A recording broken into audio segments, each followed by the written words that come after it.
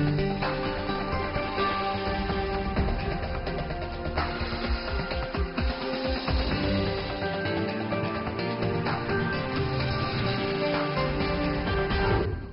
today's World Insight, the big mission of inclusive growth in a time of pandemic. In the words of Chilean President Sebastian Pinera. Growth has to be inclusive and sustainable. Otherwise, there will be no growth. And the tall order of businesses surviving and thriving in a pandemic-induced global economic crunch. An APEC business leader, the PricewaterhouseCoopers Global Chairman, shares his company's experience and insight.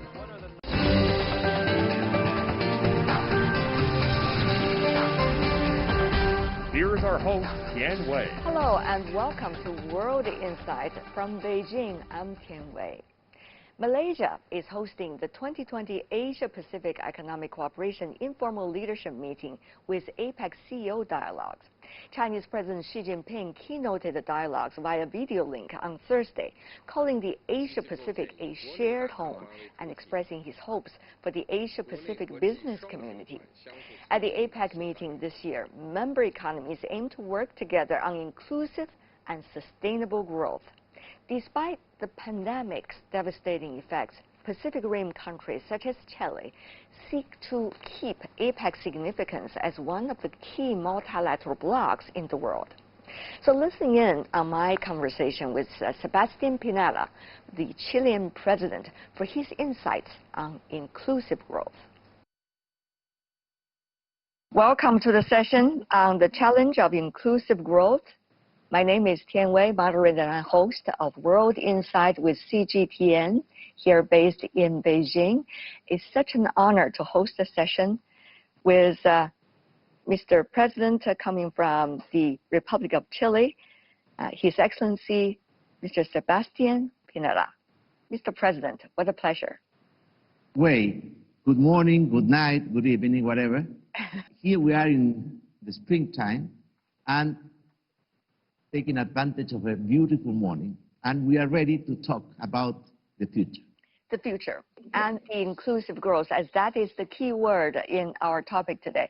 How do you see the issue of inclusive growth at the time we were facing the huge challenge of COVID-19, Mr. President? Well, first of all, I think that growth has to be inclusive and sustainable. Otherwise, there will be no growth. And we better understand that. The sooner the better. Now, of course, we are facing huge challenges, like the pandemic of the coronavirus, the international economic recession. But even in the middle of these hard times, we should never forget that growth has to be inclusive and sustainable. First of all, I remember when in 1994, when the APEC was created in Indonesia, we set the core values of APEC. And among those core values were, first of all, equal partnership, shared responsibility, mutual respect, common interest, and common benefit. And to achieve those goals, growth will have to be much more inclusive and much more sustainable than what we have done up to now. Mr. President, it's wonderful that you are reminding us of those important goals. Having said that, though, how to implement those goals into real actions? How do you see the challenges and the opportunities that are existing in your country right now? Well, Chile has had a very good period in the last 30 years. When we recovered our democracy in 1990, up to now, we have experienced a good process because we recovered our democracy in a peaceful way. We were able to multiply by 5 our per capita income. We were able to become the country with the highest per capita income and the highest human development index, to reduce poverty, to increase equality of opportunities, but none of that is enough. That's why we are now trying to introduce the concept of inclusiveness and sustainability in all our public policies. And we are facing big challenges and big threats like everywhere else in the world. Of course, we are facing this pandemic. Fortunately, we have had 5 months of improvement in terms of less people getting contagious, less people losing their lives, And that's something that we have to keep because we know that the second wave is always a threat. And at the same time, we're trying to recover our economy and recover our capacity to create jobs. Those are the main targets and the main goals that we are pursuing in the Chilean situation. At this moment, you're trying to keep a balance between economic recovery and also prevention and control of the pandemic. Now, that's really a very delicate balance. We have seen economies closing down, opening up from time to time over the past few months. How do you look at that balance, Mr. President? If we only concentrate on fighting the pandemic and we forget about how to recover the economy, people will suffer from other evils like unemployment, poverty, hunger. And if we only concentrate our effort in the economic recovery, people will suffer from the pandemic. So we have to have those two things in our mind and work with both of them simultaneously. That's why we have set up two plans in Chile. One is called Step by Step We Protect Ourselves, which is a deconfinement plan to give more flexibility, more freedom to people, but keeping the precautions in terms of washing your hands, using a mask, keeping your social distance. And the other plan is Step by Step We Recover Our Economy.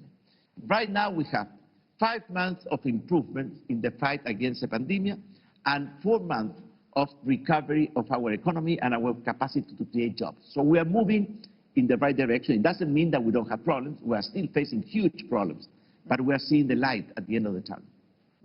The other thing you mentioned in your earlier remarks is about the social inequality. You said the UN administration is trying to handle. Now, that has been a concern for some years, Mr. President.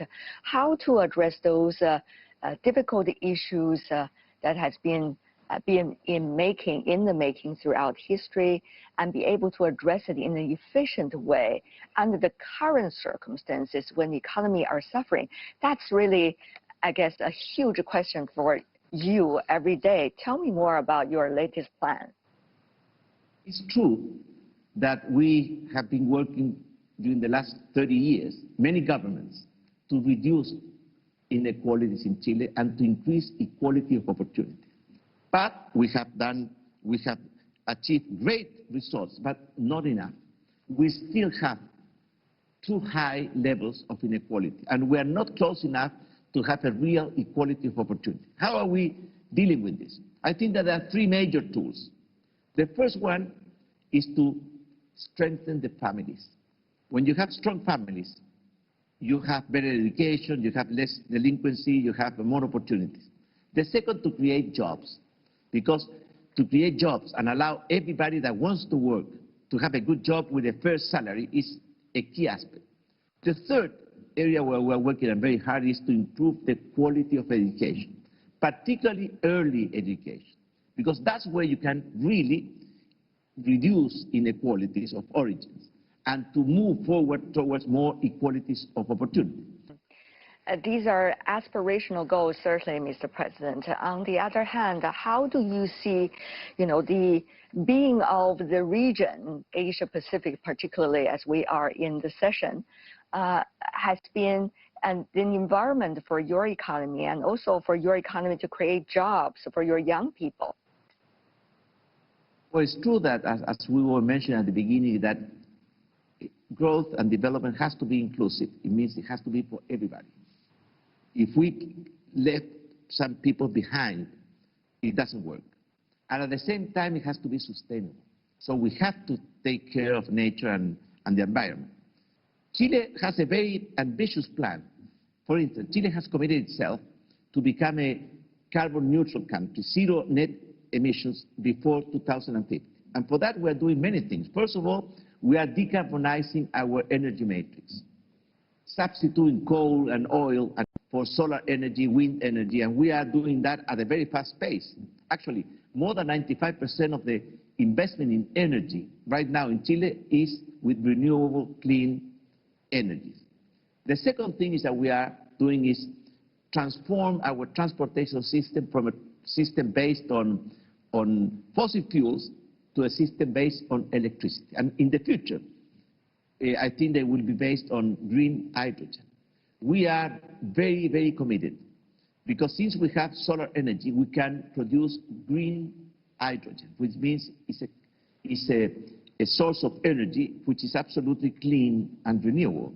So we are working very much in trying to not only to produce green hydrogen for our country, but to be a main exporter to the international community. And the last thing, we're taking good care of our forest and reforesting a good part of our country. With those three things, we are moving very rapidly, according to our pace, to become a carbon neutral country. Mr. President, over the past few days, I've been talking to business leaders and also some political leaders to prepare for today's discussion. Some of them have also been talking and also articulate things in the way you just did. And some also pointed out there is an opportunity now. It seems to be opening there for major powers to cooperate and also for the improvement of international governance. Your thoughts? Well, I think that we have to rethink the whole international architecture, which was built after the Second World War for a different world. So one thing is to strengthen the United Nations, to strengthen the World Trade Organization, which is not playing its role, to strengthen the World Health Organization. Those are some areas or some path that we will have to follow. But for that, we need to have a better relationship between the U.S. and China. Those are the two superpowers of modern times, and without their commitment and collaboration, it will be very difficult to move forward. It's not enough to have China and the U.S. The whole world has to collaborate. But I think that we realize that to face threats, huge threats, like global warming and climate change, we don't have the kind of tools and the kind of institution to face the pandemic, the coronavirus, and the pandemic that will come in the future. This is not the last one. It has been the worst one, but it's not the last one. And so we have to realize that we need to move forward and strengthen the international governance. Earlier, the representative of the organizing committee in Malaysia has been talking about collaboration, cooperation. Also been hearing from some of the leaders before our talk today has been also delivering their speeches touching on keywords such as cooperation. That includes, if I remember right, the Chinese President Xi Jinping. So tell me, Mr. President, from your perspective, how do you think cooperation can be done? What will be the first things that economies from the Asia-Pacific region can cooperate on, and the launching pad for that cooperation to take place after being delayed for several years? Well, first of all, let me congratulate Malaysia because they have done a great job in organizing this 2020 APEC meeting. It's a very peculiar meeting because of the pandemic. It has been through the technological tools. But they have done a great job, and I want to appreciate that and congratulate them for that. The second thing is, as we were mentioning before, that we have to, first of all, the main goal of APEC is to create a free trade zone in the Asia-Pacific area. That's the main goal, and we are not yet there. That was established in Bogor, and we are not moving fast enough. So the first thing is that we have to keep and strengthen our commitment to create a free trade zone in the Asia-Pacific area. There have been some improvements. For instance, the RCEP, this free trade area that has just been agreed in the Asia area. What we're doing in South America with the Pacific Alliance. Those are steps towards that direction. But the main goal is to have one single free trade zone, including all the countries that are members of the APEC. That's something that we have to do. The second thing that we have to realize that we have to introduce more equality, more inclusiveness.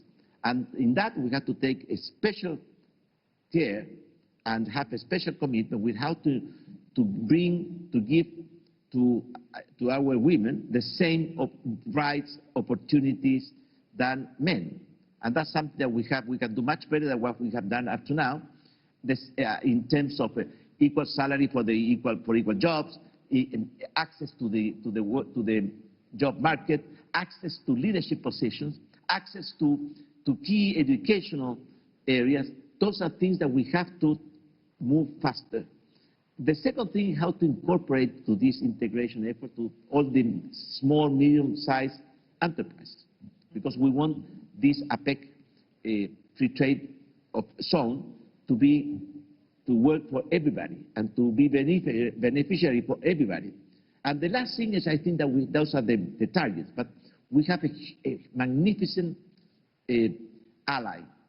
We have problems, the global warming, the coronavirus pandemic, but we have a huge ally, which is the tremendous technological and digital revolution that we are experiencing.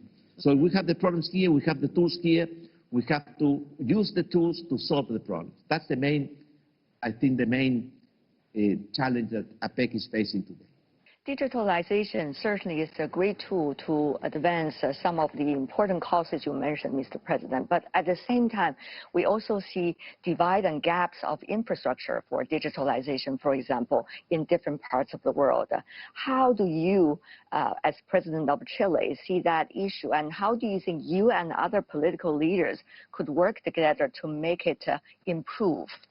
Well, it's true that digitalization is a magnificent opportunity, tool, instrument, but it has also some dangers, because it could increase inequality instead of continuing to decrease inequality. That's why it's so important that digitalization has to achieve and reach each and every corner of our country, each and every family. That's why in Chile we are working very hard, not only in introducing new technology. We are about to introduce the 5G technology, which will change the game, because it's so much more powerful and faster and more reliable. But we have to also to make sure that everybody will have access to these new technologies, because otherwise we will have a divided society, those that have access to the digital revolution and those who don't. And we don't want that. That's why we are creating a network, so to guarantee that every single home and every single school and every single person in Chile will have access to these technologies. And the other things that we want to connect, that's why we are working very hard to have a submarine cable that will connect South America with Asia, and therefore we don't have to rely or to go through the US or Europe in order to reach a direct connection with Asia. Many of us are extremely curious about what happened last year, and whether we will be able to travel to Chile in the future, because last time we missed the APEC meeting. So can you tell us about the latest development? Well, as I was telling you before, in the last 30 years, Chile has made great progress in terms of recovering and strengthening our democracy, in terms of economic development, in terms of reducing poverty, in terms of increasing opportunity, increasing our life expectancy. But it doesn't mean that we don't have troubles. We had some problems, particularly that we still have excess inequality, and we need to have a more inclusive society. And that was, you know, that we were organizing the 2019 APEC meeting and the 2019 COP meeting, and we have to postpone both of them because we have some social unrest and many problems in Chile that we are facing. How have we facing that? First of all, speeding up and strengthen the social network to reduce inequality and to move faster towards greater equality of opportunities. And we are working on that with a very strong commitment. The second thing is that we also are working in finding a path in order to reach an agreement with respect to our constitution, which was one of the main issues that were discussed last year. Now we have an agreement. We had a constitutional reform, which was plebiscite on October the 25th. It was approved, the path, by a huge majority of Chileans, almost 80%, and we are following with that path to reach a new agreement with respect to our social pact, to respect to our constitution. So that we are doing that within the democratic system, within the rule of law. And the third aspect is that we have to, of course, to be able to control the pandemic of the coronavirus, and at the same time to recover all the jobs that we've lost. We've lost, at the worst part of the cycle, almost 2 million jobs. We have already recovered 700,000. but we need to keep moving in that direction and reactivating our economy. There are a lot of business leaders from around the world that are listening to our conversation right now. What kind of environment do you and your administration will be able to create so that investors and business leaders would feel confident about doing business and doing investment in your country? Briefly. Chile is a country based on democracy and the rule of law. So you can count that in Chile, the rule of law is respected, and we have a democratic, open, and a society which is integrated to the whole world. We have free trade agreement with almost every country in the world: China, Japan, the US, Europe, you name it. So those are two basic things: the democratic society, and we respect and we are fully committed with the rule of law. At the same time, we are committed with an integration to the world. That's why we have all these free trade agreements, and we have also these political and cultural agreements to collaborate. And in Chile, we have great opportunities for investment. We have also the new renewable clean energies: solar energy, wind energy, green hydrogens are very powerful, and we have a huge perspective and opportunities. So let me tell you that all those investors are welcome to Chile. Mr. President, my last question. We have seen the world has been changing so fast. There are also temporary challenges that we all have to face. Now, what do you consider as the most important qualities of political leadership these days? What is the best way to handle crisis and facing up to the ever-evolving challenges that all of us have to look at and confront every day? I think it's a paradox, because we have never had so much and powerful tools, technology, science, to keep going. But at the same time, we have never had, I think, the history of mankind, so many challenges and threats, like global warming, like this pandemic of the coronavirus, the aging of our population. And therefore, I think that the leaders have to have very clear that we are facing huge challenges, and we need to act in an honest way. We need to collaborate. We need to collaborate, because these problems will have to be faced with collaboration. And I think that trust and the knowledge and comprehension of the huge challenges that we are facing, and the will to act, for instance, in terms of climate change, science has spoken loud and clear. We are in a very risky path towards catastrophe. We need to change the course of history. The time for diagnosis is over. Now is the time for action, because we don't have time. We are running out of time. And I think that in that area, we are not receiving the message. The people, particularly the young people, have asked us, have urged us as a moral challenge to move faster and tackle this problem with more will. We don't have time to waste or to spend with respect to the global warming challenge or with respect to coronavirus challenge. Well said, Mr. President. Clear mind, efficient actions, honesty, and certainly collaboration. Thank you so much for sharing those keywords with us.